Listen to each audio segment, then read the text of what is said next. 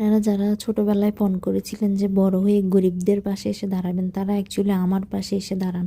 কেননা আপনার চারপাশে আমার থেকে বড় গরিব কিন্তু আর একটাও নেই। আর গরিব বলে আজকে আমি আপনাদেরকে একটা গরিবের শর্মার রেসিপি দেখাবো।